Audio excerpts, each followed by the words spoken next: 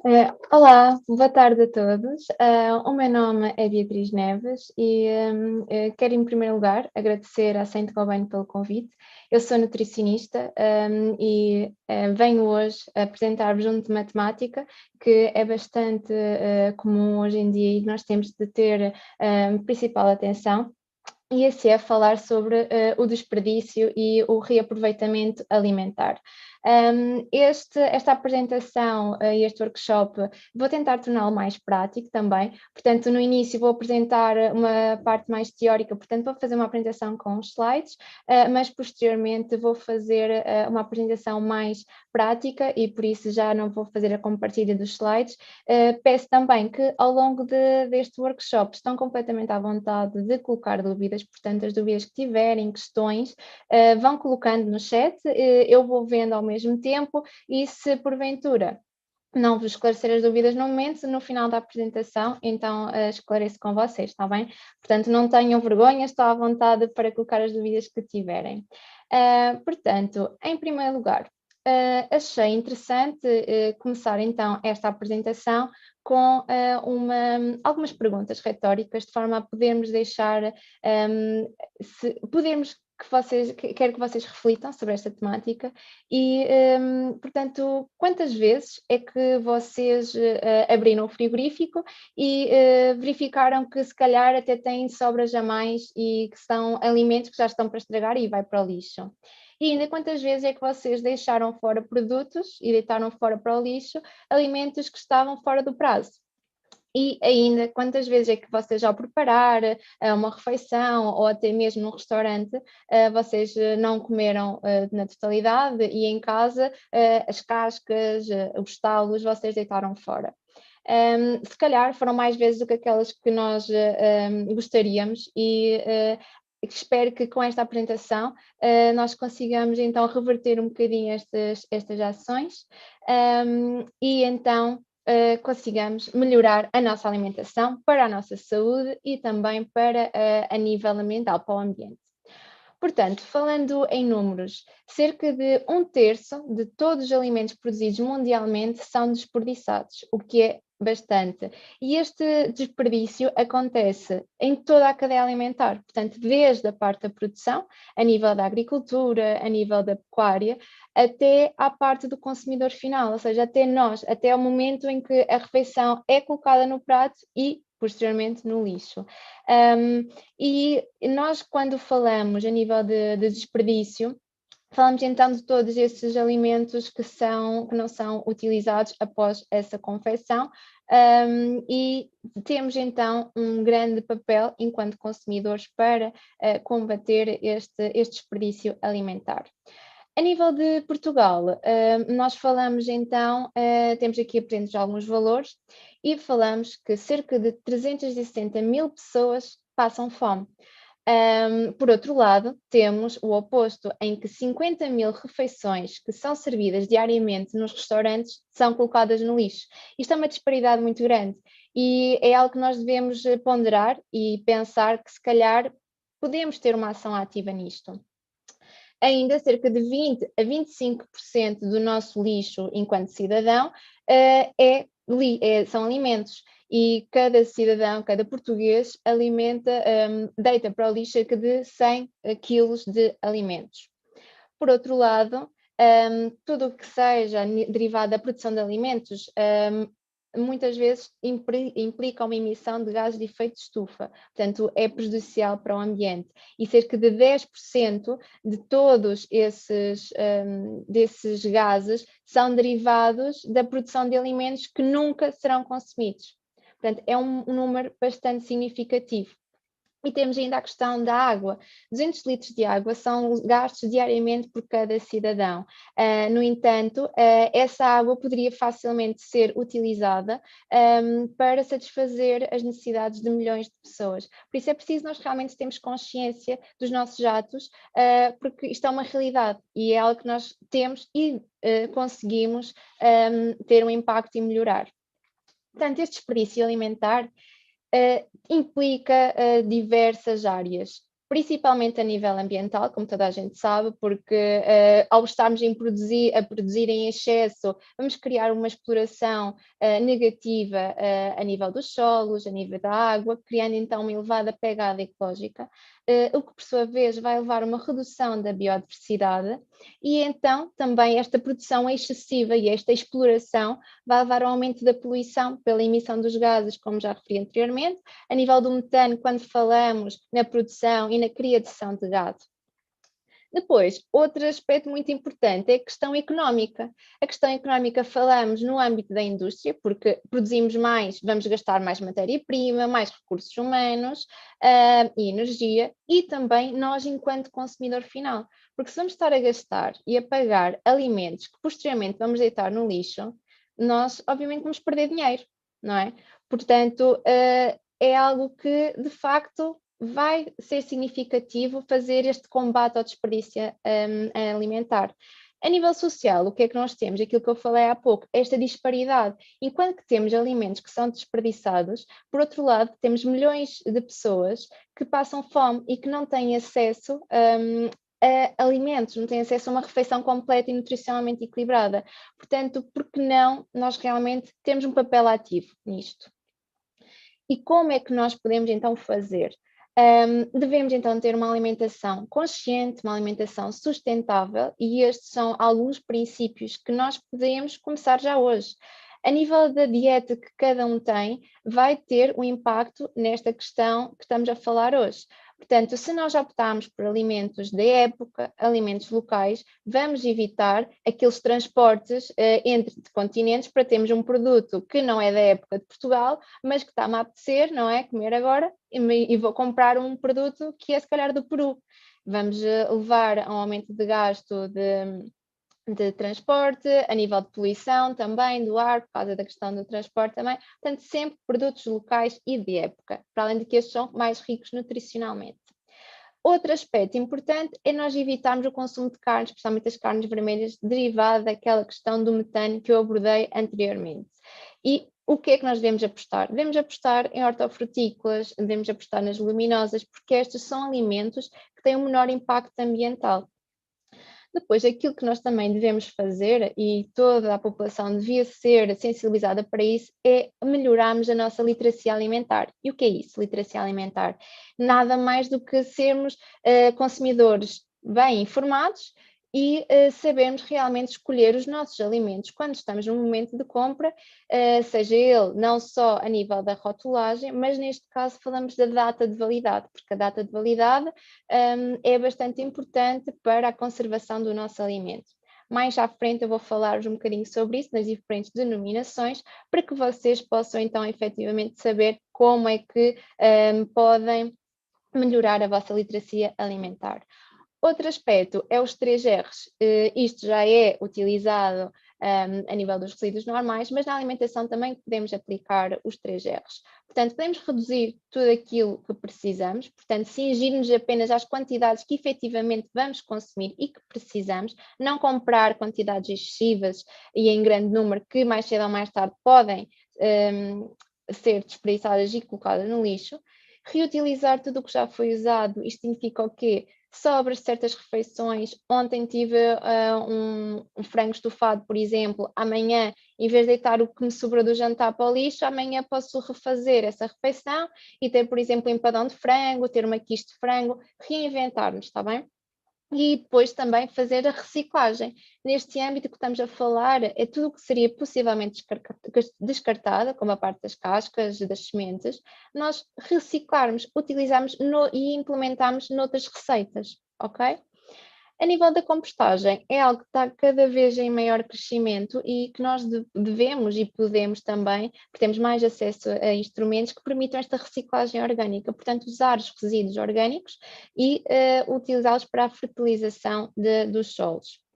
Por último, temos a questão da doação, que cada vez mais está a ser realizada, maioritariamente por entidades como supermercados de grande quantidade, a nível de doação para instituições, populações que não têm tanto acesso a alimentos e ainda transformação de certos alimentos em ração animal.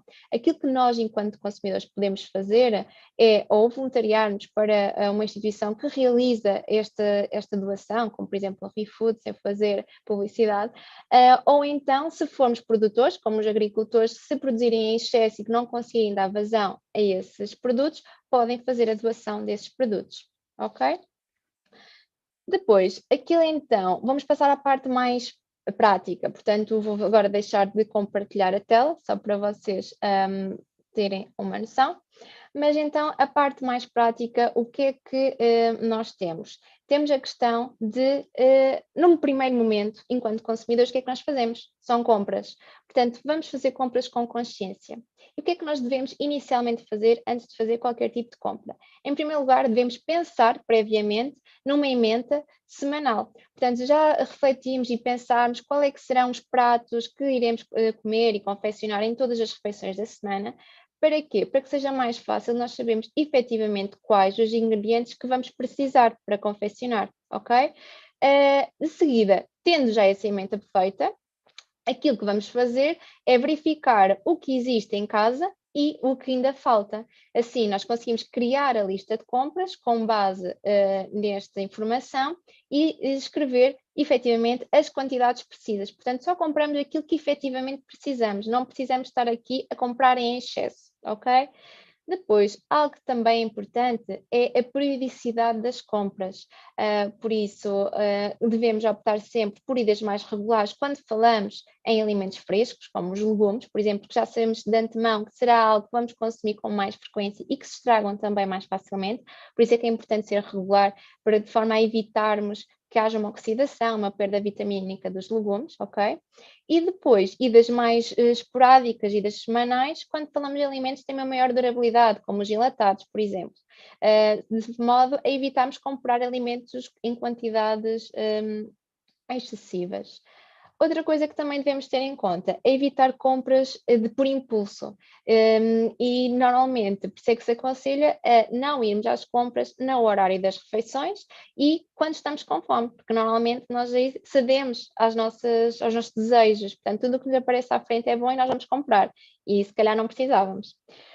Outra questão que também devemos evitar é comprar, por exemplo, aqueles packs que estão em promoções, leve 2, pague 3, leve 3, pague 2, ou packs familiares, se nós efetivamente não precisamos dessa quantidade para a nossa casa. Agora, se for uma família muito numerosa, obviamente que aí aconselho a fazê-lo, porque vão dar vazão de certeza. Se não for, ponderar se nesse período de tempo vamos ou não consumir efetivamente esses alimentos, ok?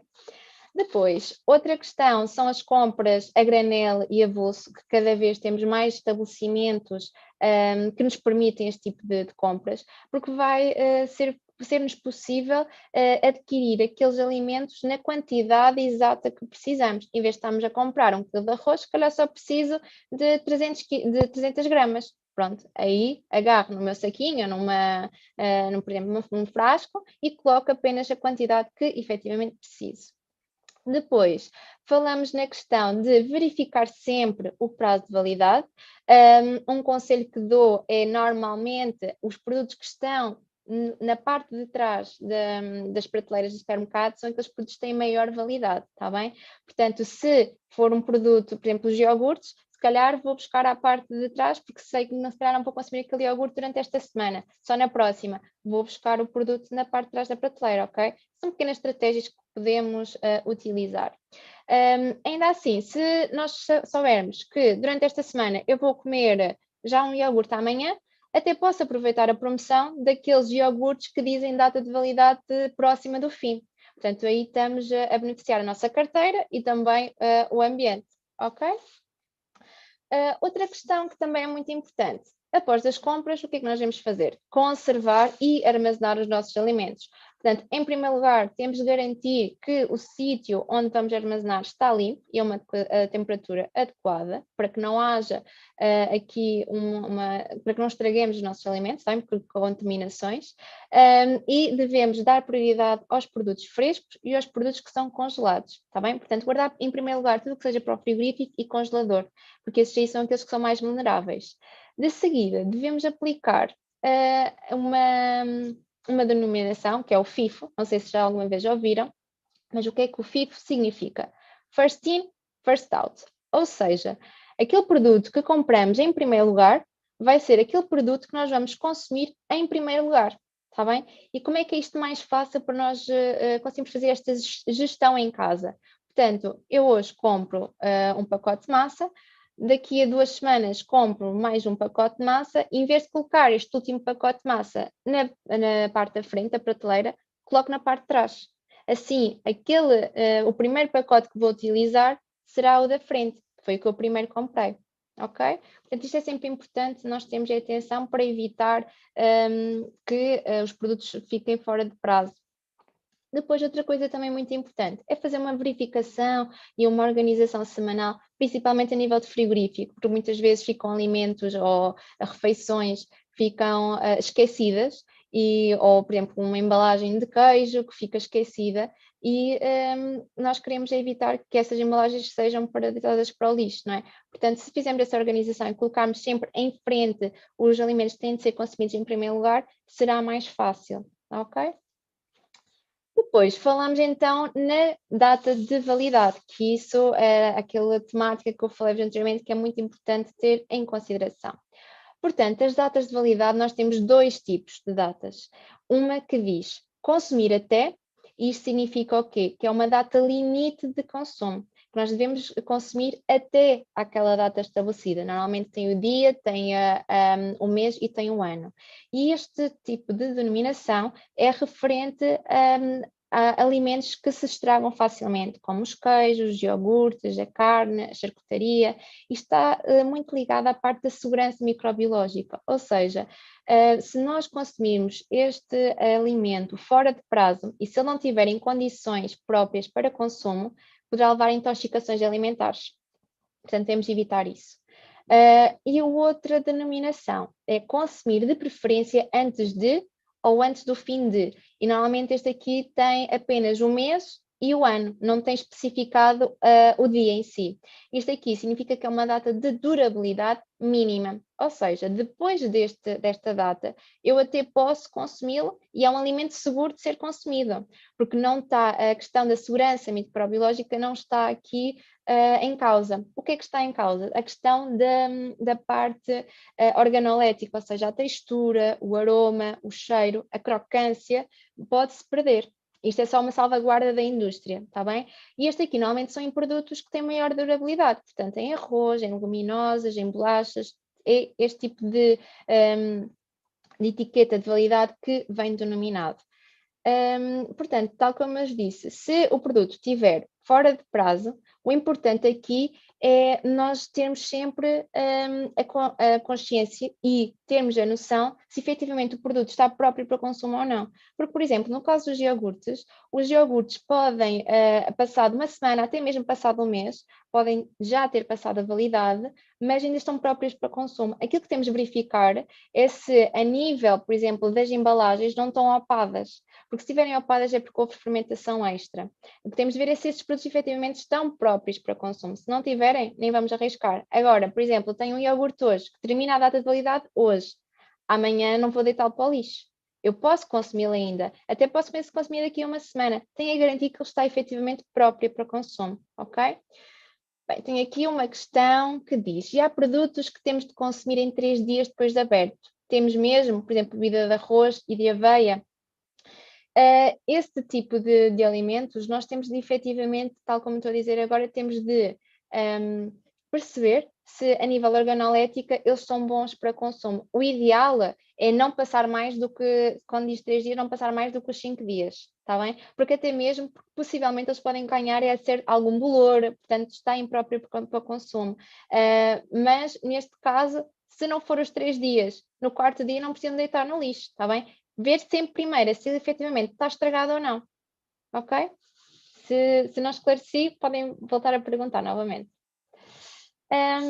Posteriormente, o que é que nós também temos de ter em consideração? Pronto, vamos conservar e vamos conservar onde? No frigorífico. O frigorífico, eu até vou partilhar aqui com vocês novamente, porque acho que é importante fazermos esta parte visual. Temos aqui o frigorífico.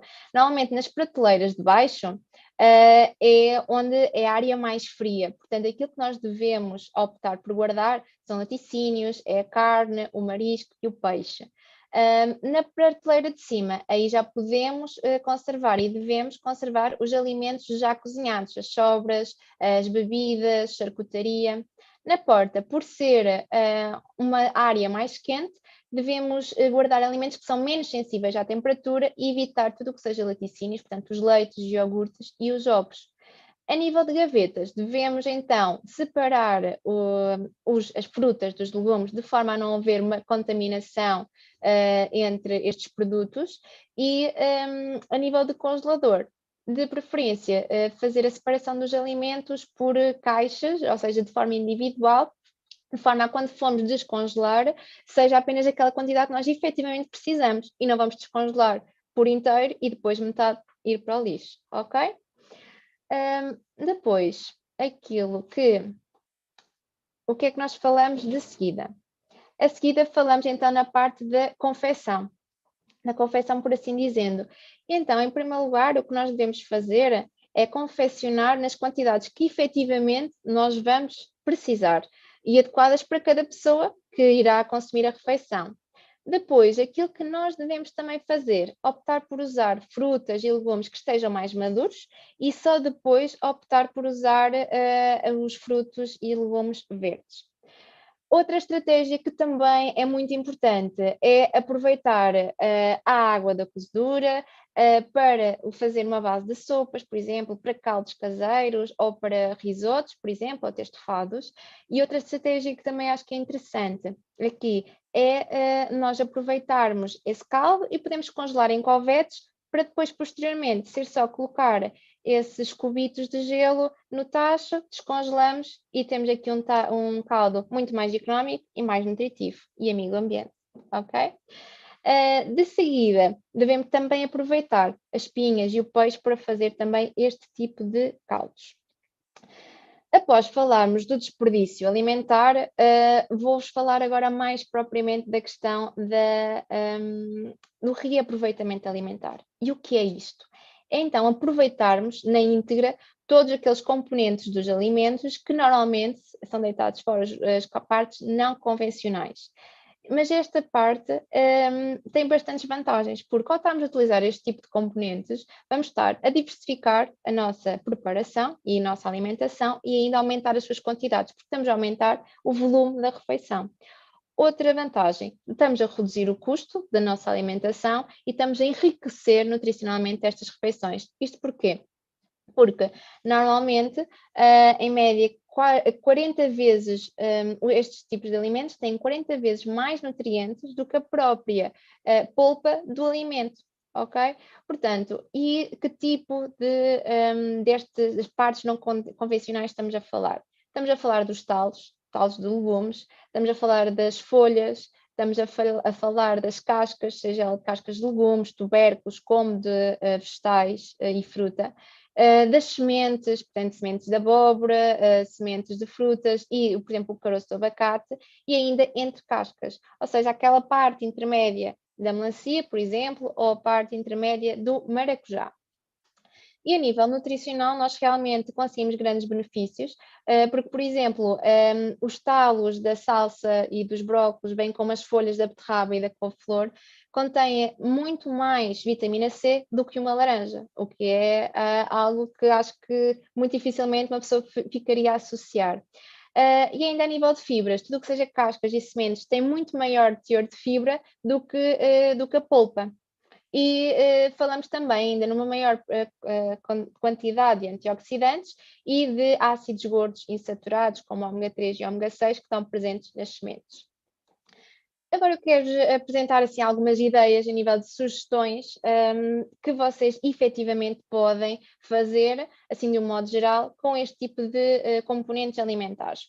Portanto, falando nos talos e nas folhas, nós podemos utilizar em diferentes tipos de confecções. Portanto, podemos introduzi-los nos refogados, fazer recheios com eles, portanto, podemos laminá-los, picá-los e juntar alguns recheios, seja recheios de tartes, se quisermos fazer uma courgette recheada ou uma abóbora recheada, podemos aproveitar este tipo de componentes, ainda para as sopas, obviamente, portanto, colocar o legume todo lá para dentro, sentarmos aqui a tirar cascas e tirar outro tipo de componentes.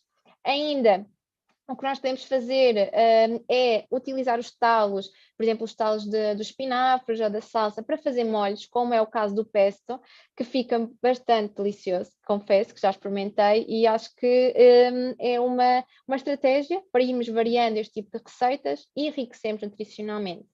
Outra questão que também pode ser utilizada aqui é os talos em cru serem triturados, portanto, tirarmos, por exemplo, os talos dos brócolos, cortamos as floretes, aproveitamos os talos, trituramos os talos, são transformados em farinha e esta farinha pode ser utilizada posteriormente em sobremesas, em bolos, no que quiserem, em, por exemplo, criar uma massa de uma pizza, por exemplo, e vamos estar a trazer mais nutrientes à nossa refeição.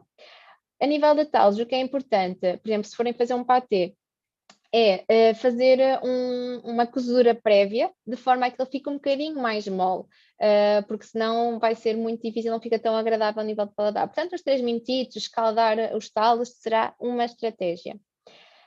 Depois, outro tipo de refeições que podemos fazer. Agora, a nível das cascas, por exemplo, cascas de tubérculos ou cascas de fruta, qualquer tipo de cascas, podemos utilizar para compotas, podemos aromatizar açúcar, aromatizar azeite, sal, por exemplo, ou até mesmo o próprio arroz. Podemos também criar farinhas, como eu disse anteriormente, fazer pickles, por exemplo, reservar numa tacinha com vinagre e podemos criar a nossa própria mistura de pickles. E algo que também é muito interessante é o facto de assar estas cascas e assim temos uma versão mais saudável de batatas fritas. Portanto, é algo que também pode ser introduzido. E também podemos desidratar e caramelizar as próprias cascas. A nível de entre cascas, portanto, a nível da melancia, a nível do maracujá, aquilo que nós podemos fazer são compotas, geleias e também mesmo canelones. Portanto, são ideias que podemos aqui retirar. As sementes podem ser então tostadas, podem ser assadas e, neste sentido, podem ser adicionadas, por exemplo, a uma sopa, fornecendo um teor proteico superior, que é benéfico, principalmente quando à noite, às vezes a nossa refeição é só sopa e uma peça de fruta, e é sempre importante termos alguma fonte proteica. Portanto, se adicionarmos estas sementes tostadas por cima da sopa, excelente, é como se fosse, por exemplo, aqueles crotões de pães, está bem? Portanto, pode ser aqui uma estratégia. Também podem ser trituradas e convertidas em farinha, podem ser usadas em infusões e ainda em farofas, por exemplo, ou então usar nos bolos, está bem? Depois, quando temos, por exemplo, a nossa fruta a amadurecer, como eu falei anteriormente, nós podemos fazer diferentes tipos de receitas. E normalmente, como esta fruta mais madura é mais doce, excelentemente o que nós podemos fazer é usar em sobremesas, portanto, em panquecas, que ficam ótimas, em bolos, e até mesmo em gelados. O que normalmente até costumo fazer e aconselho é, temos uma banana que está a ficar madura, descascamos, cortamos em rodelas, metemos num saco próprio para congelador, batemos no congelador e num dia que nos apetecer fazer um gelado, é só tirar a banana, triturar e não precisamos adicionar aqui natas, nem nada, porque fica super cremoso. Portanto, é também aqui uma estratégia, uma alternativa. Podem também fazer compotas, podem fazer saladas de fruta ou até mesmo chips no forno, ok? Depois, se estivermos a falar a nível do pão dito antigo, ou seja, aquele pão que já foi do dia anterior e que já está mais rijo, não está tão fresco, o que é que nós podemos fazer? Em primeiro lugar, torrar, portanto, criar tostas, podemos criar pão de alho, por exemplo, ou as brusquetas, colocar um bocadinho de azeite com um tomatinho e meter no forno. Podemos também fazer os próprios crotons. assim numa frigideira, e um bocadinho de orégãos, por exemplo, e ainda o pão ralado, triturar o pão. Outras ideias que acho que poderão ser um bocadinho mais além e que também resultam bastante bem, é fazer, por exemplo, migas ou então açordas e ainda empadão de pão. Em vez de estarmos a usar a batata, usamos o pão. Para doces, podemos fazer pudim de pão e podemos, obviamente, usar o pão para as rabanadas, ok? Depois, também temos, quando o queijo está assim um bocadinho mais rijo, e se calhar até íamos usar aquela fatia de queijo, mas depois verificámos, opá, que isto aqui se calhar não cai assim tão bem, que já está demasiado rijo. Há sempre a alternativa. E como é que nós podemos fazer? Em primeiro lugar, podemos ralá-lo ou triturar e ficar em pó. Portanto, posteriormente, numa massa, colocar um bocadinho desse queijo em pó e até o que podem fazer, se for de facto em grande quantidade, podem ralar o queijo, congelar e posteriormente até pode ser colocado diretamente do congelador para o prato, porque como a massa está quente, aquilo derrete. E podem também usar engratinados, portanto, tem um arroz de pato, por exemplo, tem uma massa para ir para o forno, colocam esse queijo por cima e ele derrete, portanto, também não há esta questão de estar rijo. Outra alternativa é criar as conservas, fazer pickles também de queijo, como muitas vezes é usado o queijo feta, também podem ser usados outros tipos de queijos, ok? E o que leva também a um maior teor de probióticos, só para agora adicionar um bocadinho a parte nutritiva. Falando depois na questão de refeições que nos sobraram em grandes quantidades, temos aquelas sobras excedentes. O que é que nós podemos fazer? Olha, aqui é a nível de deixem a vossa imaginação fluir, porque há sempre forma de aproveitar, acreditem.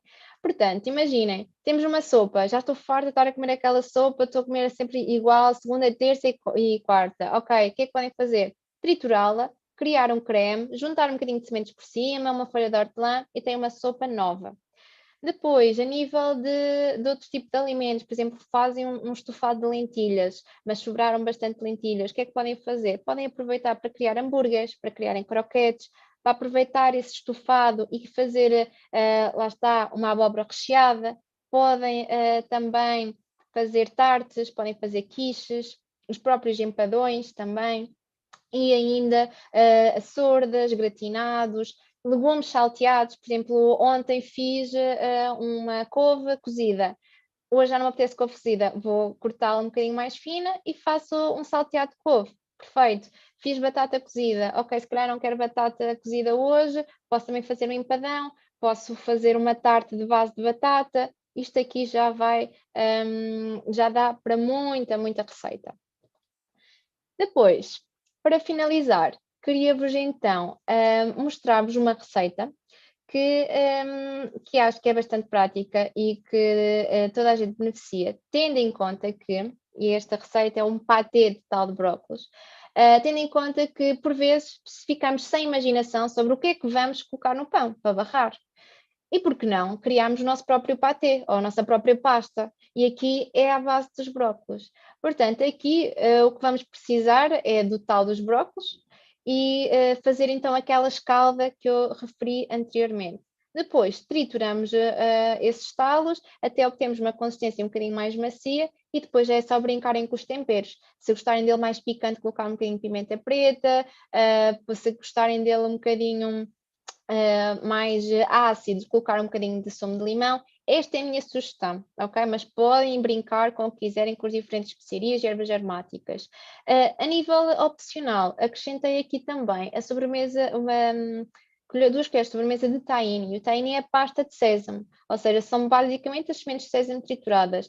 Este dá um toque um bocadinho mais agradável e dá aquela semelhança de hummus. Não sei se sabem, mas o hummus também é grão de bico triturado, basicamente, com lá especiarias pelo meio. Portanto, aqui temos uma versão verde do hummus, sem o grão de bico. Portanto, é triturar isto tudo e depois temos uma pasta que normalmente tem uma duração de uma semana, por exemplo. Portanto, isto aqui é uma estratégia, pode ser usado para barrar no pão, para barrar nas tostas, como também como um dipping, portanto temos assim uns palitos de cenoura, por exemplo, e podemos utilizar para acompanhar com este patê, ou até mesmo como acompanhamento de um prato principal. Ok? E até mesmo para entrada, em uma entrada de um jantar, de um almoço que queiram fazer, é excelente e até vão fazer um brilharete. Portanto, esta é a receita que eu quero partilhar com vocês. Espero que coloquem em prática. E dou então por terminada a apresentação. Quero agradecer toda a vossa atenção durante esta apresentação e este workshop. Espero que tenha sido útil para vocês. E deixo aqui também os meus contactos para posteriormente se vocês tiverem alguma dúvida, alguma questão, estão completamente à vontade para falar comigo. Portanto, deixo aqui o meu Instagram, o LinkedIn e o e-mail. E agora dou assim também o tempo para vocês fazerem algumas perguntas, ok? Bem, temos aqui uma pergunta da Joana Lino que diz: e é possível reutilizarmos cascas de fruta? É possível, tal como disse, temos diferentes tipos de receitas. Normalmente aquilo que se faz é, como é fruta, é algo doce, fazemos receitas doces, por exemplo, sobremesas. Há quem faça e aconselho a fazer também, aproveitar a casca da laranja para fazer um pão de laranja, aproveitar na totalidade a casca da maçã para fazer uma tarte de maçã, por exemplo. Mas uma receita que é bastante interessante e que podem ver no meu Instagram é aproveitar a casca da banana e fazer hambúrgueres de casca de banana. Fica muito, muito interessante. Aquilo que nós também devemos fazer, por exemplo, podemos utilizar, por exemplo, para os vegetarianos, aproveitar essa casca da banana para fazer como se fosse uma carne desfiada, digamos assim. O que é sempre importante, e de preferência devemos optar, quando fazemos este aproveitamento das cascas, é que sejam sempre produtos biológicos, ok? Isto porque assim evitamos estar a consumir certas toxinas. E, tal como referi anteriormente, as cascas da fruta maioritariamente têm mais fibra e têm mais vitaminas do que a própria polpa. Por isso é que é benéfico para nós estarmos aqui a aproveitar este tipo de componentes, ok? A casca de fruta, aquilo que também se pode fazer e que fica muito interessante fazer, como eu referi anteriormente. Quem tiver um desidratador, se não tiverem podem usar o forno, mas demora sempre mais tempo e gastam mais energia provavelmente, aproveitar as cascas e desidratar para depois utilizar como topping, por exemplo, fazem um batido, usam como topping, podem fazer também para aromatizar arroz, portanto, são estratégias que podem fazer, ok? Não sei se alguém tem assim mais alguma questão para colocar.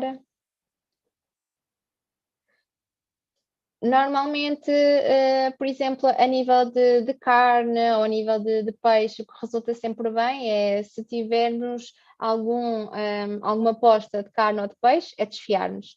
E posteriormente até podemos fazer o nosso próprio hambúrguer com essa carne, por exemplo. Portanto, também são aí dicas e estratégias que podemos utilizar. Outra estratégia que também se pode fazer, por exemplo, aproveitar alguns cereais, como por exemplo a aveia, que porventura se calhar o pacote ficou aberto durante algum tempo e já não tem, principalmente aqueles flocos grossos, já não tem aquela crocância, o que é que podem fazer? Podem voltar a utilizá-la tostando-a, por exemplo. Criar a vossa própria granola saudável. Até mesmo na questão da fruta. A fruta que estiver mais madura, podemos aproveitá-la e utilizar para adoçar a nossa granola. Criamos esse puré de fruta e depois é só misturar. Em vez de estarmos a usar mel, por exemplo, estamos a utilizar o puré da fruta madura. Portanto, temos um win situation, ok? Temos aqui vantagens por todos os lados. O que vai diferir também a nível de granola, que se vocês quiserem ir variando, são os temperos, novamente. Se quiserem um com canela, o outro se calhar já com gengibre, portanto, podem ser também estratégias a adotar, ok? A nível da refeição, que estava-me a lembrar agora, a nível do patê que eu vos mostrei, aquilo que vocês podem fazer é utilizar como ótimo snack de lanche, por exemplo, para o trabalho. Vocês levam num potezinho, levam depois assim uns palitinhos de cenoura ou de pepino, ou até levam umas tostas e depois é só barrar. pode ser assim um ótimo snack, nada que dificulte assim muito a vida. Porque muitas vezes não temos, por exemplo, uma embalagem de manteiga, que não é a mais saudável, devo dizer já, enquanto nutricionista não aconselho a manteiga, mas assim será mais prático para vocês para levar, ok? Aproveito também para dizer que daqui a uma semana e um dia 25, vou estar também aqui, através desta iniciativa da Centro Cobain, falar sobre a alimentação saudável e imunidade. Portanto, convido-vos a estarem presentes. Também vai ser um tema interessante ser explorado, principalmente nesta época em que nós vivemos. Portanto, devemos saber formas de potenciarmos o nosso sistema imunitário e proteger-nos a nós mesmos, porque a alimentação é o que nos mantém, é o que nos mantém fortes e seguros, portanto, é logo o primeiro pilar a nós apostarmos em uma saúde forte, uma mente forte também, portanto, espero-vos ver lá, que acho que vai ser muito interessante também para vocês.